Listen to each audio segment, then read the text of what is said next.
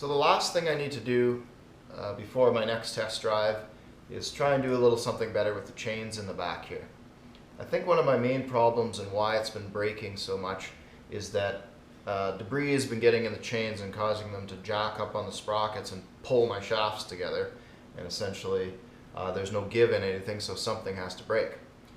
This time I'm going to make some little, I've started anyways, making some chain guards. So it's the back half of one, and essentially I'm going to encase the chains in steel boxes this time. And they're going to be open on top, so I'm not going to seal them up fully, but it is going to stop any kind of rocks and stuff from getting caught into the chain and riding up on the sprocket, I think. If I go through something really deep, it could still get in the top here, but I'm hoping this is going to help me have a successful drive this time. Anyways, first things first is going to be welding up these chain cases.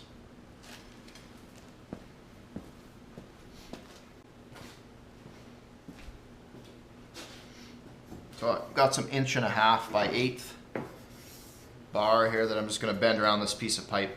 Simple and easy.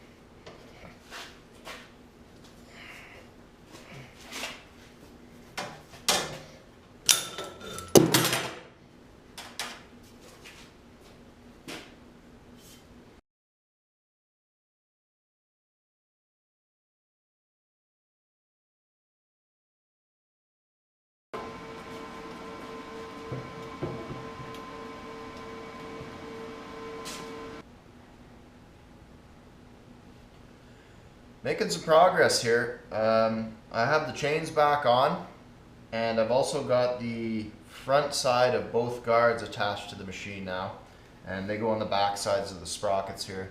I'll give you a closer view of exactly how they're done here.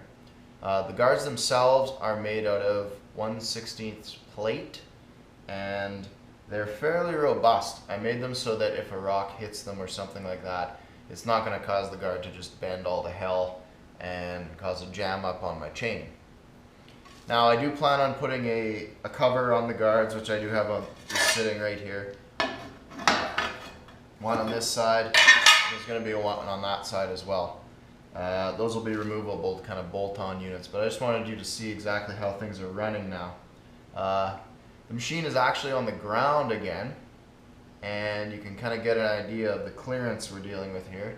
It is a little bit higher up, although it's still not the greatest clearance in the world here, but I think it'll be alright, especially with these new guards. Worst case scenario, even if I am dragging the chains in the mud, at least this time rocks aren't going to get into the chains.